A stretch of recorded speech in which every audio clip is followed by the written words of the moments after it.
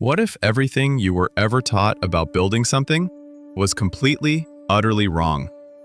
What if the business plan, the investors, the long hours, the hustle until you bleed mentality, what if all of it was never actually the path?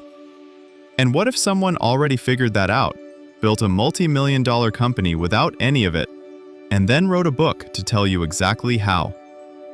Stay with me, because by the end of this, you're going to see work, business, and your own potential in a way you never have before. Hey, welcome back. If you're here for the first time, I'm genuinely glad you found this. And if you've been here before, you already know what kind of conversations we have in this space. Deep ones, real ones, the kind that actually make you think. Today, we're breaking down a book called Rework by Jason Fried and DHH Hansen. And I want to be honest with you right from the start. This is not your typical business book. This isn't about raising funding, or writing a 50-page business plan, or wearing yourself down to nothing in the name of success. This book is actually the opposite of all that. And I think, for a lot of you, it's going to feel like someone finally gave you permission to do things your way. Before we dive in, if this kind of content speaks to you, hit that like button and subscribe. It genuinely helps more people find these conversations. Okay, let's go. Imagine you're sitting at a desk somewhere. Maybe it's your bedroom, maybe it's a tiny office, and you have this idea, this burning, exciting, terrifying idea for a business, something you actually believe in. But then, the doubts start. Do I have enough money? Do I have the right connections? Should I quit my job first? What if it fails? What if people laugh at me? And before you've even started, you've already convinced yourself to wait, to plan more, to prepare more, to be more ready. Sound familiar? Here's what Jason Fried wants you to understand right from page 1 of Rework. The world has been teaching you a version of success that is overcomplicated, overpriced, and completely unnecessary. Think about it. From the time we're young, we're told, go to school, get the degree, get the job, work your way up, save money, write a business plan, find investors, launch big, fail small, learn, repeat. It's this long, exhausting, linear path. And most people spend their entire lives following it, waiting for the right moment. And that moment never comes. But Jason Fried and his co-founder DHH Hansen, the guys who built Basecamp, one of the most successful project management tools in the world, they didn't follow that path. They started small. They stayed small on purpose. They ignored the rules. And they built something extraordinary. And Rework is essentially them pulling back the curtain and saying, look, it doesn't have to be this hard. Now here's the part that's going to surprise you. Let's talk about business plans for a second. You know those thick, serious-looking documents that entrepreneurs are supposed to write before starting anything? The ones with 5-year projections, market analysis, revenue forecasts, growth strategies. Jason Fried has a word for all of that. Guessing. He literally calls it guessing. Because that's exactly what it is. Think about it honestly. How can you predict what your business will look like in 5 years, before you've even started? Before you've met your first customer? Before you've made your first dollar? Before you've hit your first wall? You can't. Nobody can. And pretending you can is just fiction dressed up in a spreadsheet. Now I know what you might be thinking right now. But isn't planning important? Don't successful people plan? Yes, planning has its place. But there's a massive difference between making a rough plan for tomorrow and writing a rigid 5-year roadmap that you treat like gospel. Here's the real danger of overplanning. When you invest weeks or months into a detailed plan, you get emotionally attached to it. And then when reality doesn't match your plan, which it never does, you either panic, or worse, you ignore reality and keep following the plan. That's how businesses die. Not from lack of planning, from too much attachment to the wrong plan. What Rework teaches instead is this: make decisions as you go. Be flexible. Adjust. The ability to change course quickly is worth more than any business plan ever written. Starting today, try this. Instead of planning your next 6 months, just plan your next 2 weeks. Be really clear on what you want to do right now, in this moment, with what you already have. That's it. That's your plan. And watch how much lighter everything feels. Part 3. Less is not a weakness. It's a weapon. Okay, now here's where things start getting really interesting. There's this belief in the business world that bigger is always better. More employees, more features, more offices, more funding, more everything. Growth for the sake of growth. Expand, expand, expand. And Jason Fried looks at this belief and says, no. Just no. There's a concept in Rework that completely flipped my thinking, and I think it's going to flip yours too. It's the idea of embracing constraints. Most people see limitations as problems. I don't have enough money. I don't have enough time. I don't have a team. I don't have connections. These feel like roadblocks, like the universe is telling you that you're not ready. But Rework argues that constraints are actually your greatest creative advantage. Let me give you a real picture of this. Imagine 2 chefs. One chef has a massive kitchen, every ingredient in the world, an unlimited budget, and a full team. The other chef has a tiny kitchen, a handful of ingredients, and just themselves. Now here's the question. Which chef is going to be more creative? Almost always, it's the second one. Because when you're forced to work with less, you stop wasting time on what doesn't matter. You get ruthless about what's essential. You stop adding things for the sake of adding them. And you start building something lean, focused, and genuinely valuable. Some of the most iconic products and companies in history were built with almost nothing. Not because they lacked resources, but because those constraints forced them to be brilliant. Rework asks you to stop looking at your limitations and saying, I can't do this because, and start asking, what can I do with exactly what I have right now? That shift, that one tiny mental shift, changes everything. But wait, this is just the beginning. Because the next idea? It might be the most important one in the entire book. Actually, before we go deeper, if you're finding value in this breakdown, drop a comment below and tell me what's hitting hardest so far. I genuinely read them.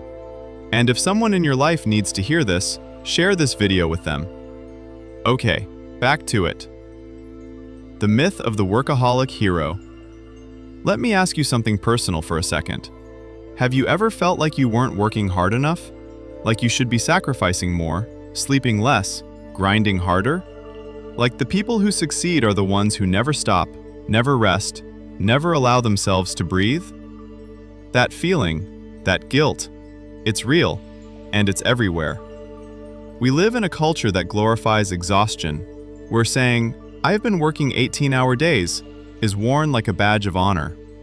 Where rest is seen as laziness and sleep is seen as weakness. Rework takes a hard look at this culture and calls it exactly what it is: destructive.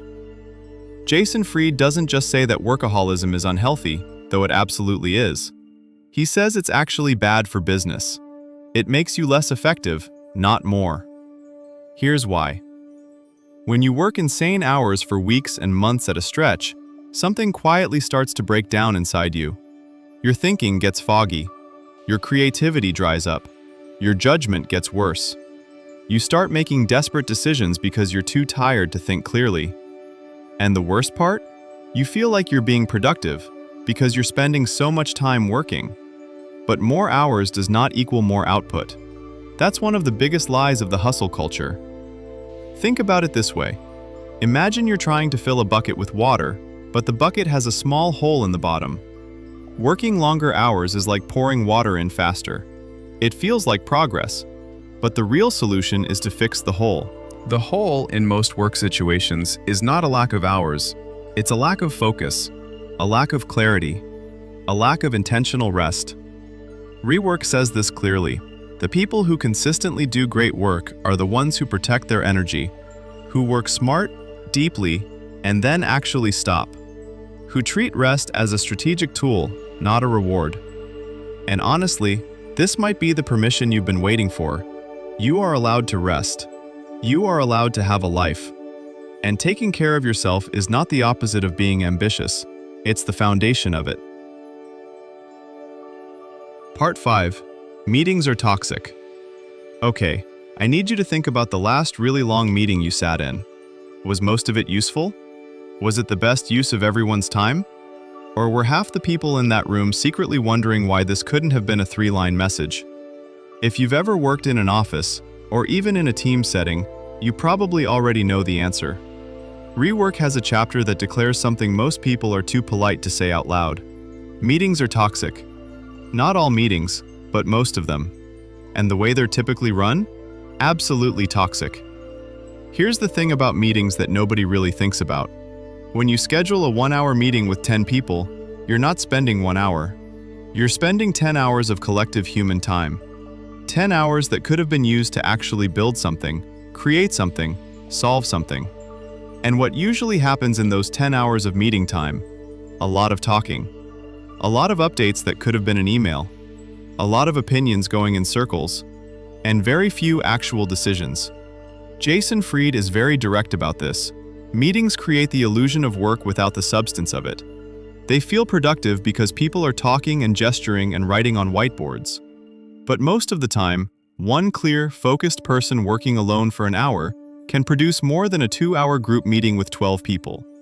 Now, the real insight here isn't just have fewer meetings. The deeper message is about something called interruptions. Rework argues that the biggest enemy of real, meaningful work is not laziness. It's not distraction, it's interruption. Think about the last time you were really in the zone, fully focused, completely absorbed in what you were doing. That feeling, that deep flow state, takes time to reach. Research actually shows it can take anywhere from 15 to 25 minutes of uninterrupted focus just to get there. And then one message, one ping, one, "Hey, do you have a quick second?" Gone. Just like that. And now you have to start all over. Rework says, protect your time like it's your most valuable resource. Because it is. Set boundaries. Create blocks of uninterrupted focus. Say no to meetings that don't have a clear agenda or a clear ending time. Your best work will never happen in the middle of a busy, loud, constantly interrupted environment. It happens in the quiet, in the deep, in the focused. So, starting today, carve out at least one block of time each day where you are completely unreachable. No messages, no meetings, no interruptions. Just you and the work. And watch what happens. Scratch your own itch. Now here's a concept from Rework that I absolutely love. And I think it's the most practical advice for anyone who wants to build something but doesn't know where to start. It's called scratch your own itch. Meaning, build the thing you wish existed. Solve the problem you personally experience. Create the product that you yourself would love to use. This sounds obvious, but think about how many people do the opposite. They look at what's trending. They research the market. They try to figure out what other people want. They build something for an imaginary customer they've never actually talked to. And then they're surprised when nobody buys it. Jason Fried and his co-founder built Basecamp because they themselves were frustrated. They were running a software company, and they couldn't find a good tool to manage projects. So they built one for themselves because they knew exactly what they needed. They didn't spend months researching the market. They didn't hire consultants. They just built the thing they desperately wished existed. And that genuine frustration, that personal need, became the foundation of something millions of people now use every day. There's something deeply authentic about building what you personally need. Because you don't have to guess about the problem. You live the problem. You understand it at a level that no amount of market research can replicate. Rework asks you this question. What problem do you have right now, in your life or your work, that you wish someone would just solve? That answer might be the seed of your best idea yet. Honestly, what's one problem you deal with every single day that you've never seen a good solution for? Drop it in the comments. I'm genuinely curious. And you never know. Someone reading your comment might just be the person to build it. Underdo the alright. This one is going to challenge everything you think about competition. Most businesses look at their competitors and think, how do we beat them? How do we do more than them? More features, more options, more everything. Rework flips this completely. What if instead of trying to outdo the competition, you deliberately did less, not worse, less, simpler, more focused, more refined. There's a concept called underdoing the competition, and it's one of the most counterintuitive and powerful strategies in this entire book. The idea is this: most products in any category become bloated over time. More features get added, more complexity creeps in. The product tries to be everything to everyone and ends up feeling heavy, confusing, and overwhelming. The opportunity isn't to add more to that pile. The opportunity is to strip everything away and create something so simple, so focused, so clean, that it feels like a breath of fresh air. Think about some of the most beloved products you use, the ones you go back to again and again. Are they the most feature-rich, the most complex? Or are they the ones that just do exactly what you need and nothing extra? Apple didn't beat Nokia by doing more. They did it by doing less, better. Rework says, find where your competition is adding complexity and go the other way. Be the product that respects people's time, the one that doesn't try to impress them with unnecessary features, the one that just solves the problem cleanly and gets out of the way.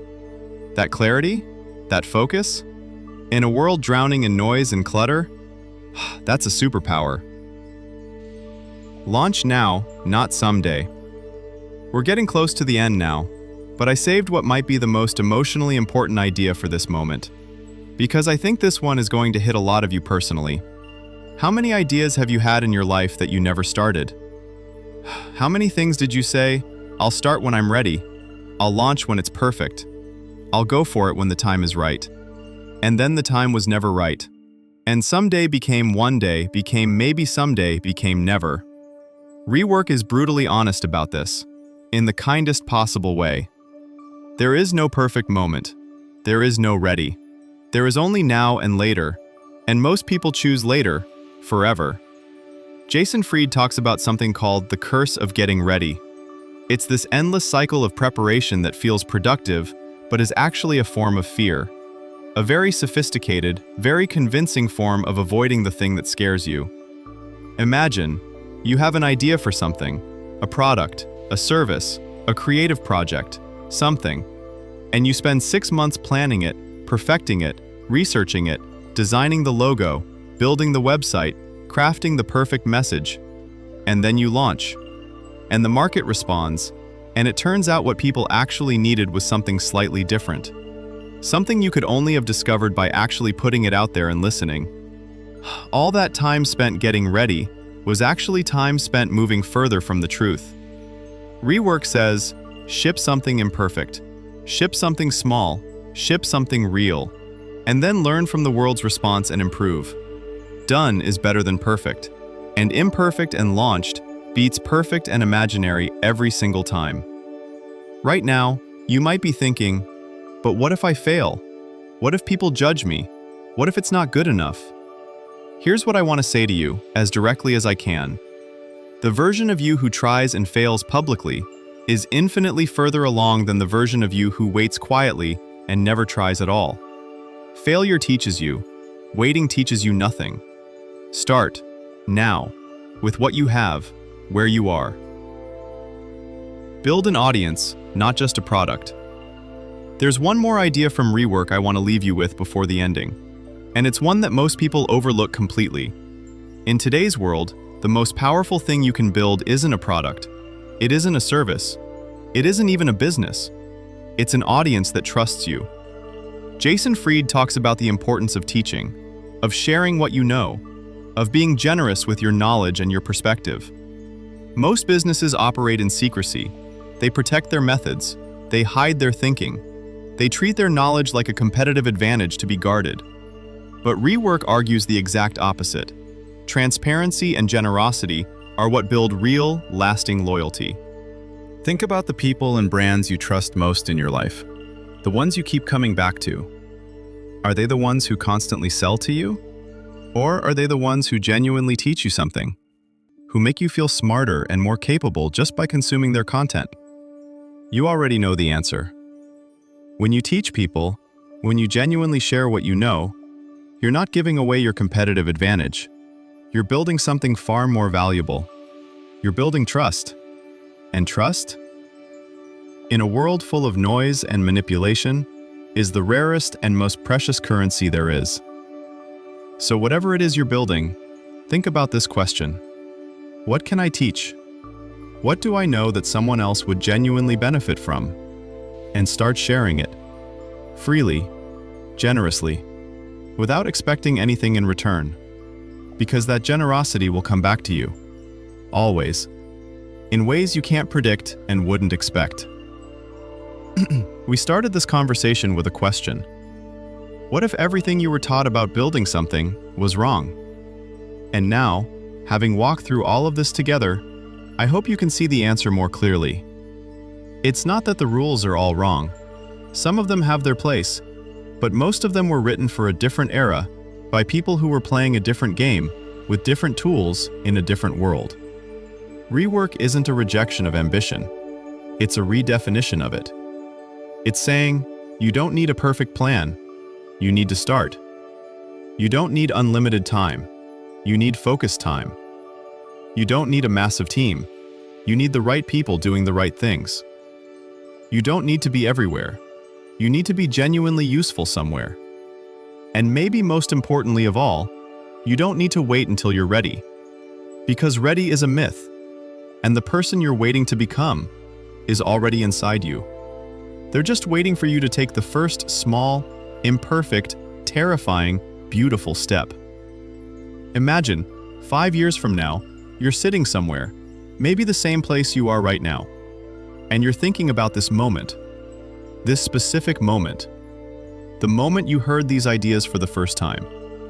What do you want to remember feeling in this moment? The fear that kept you waiting? Or the courage that made you start? That answer belongs to you.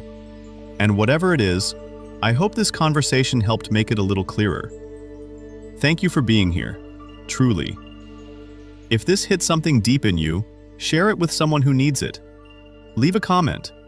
Tell me what part of this you're taking with you today. And I'll see you in the next one.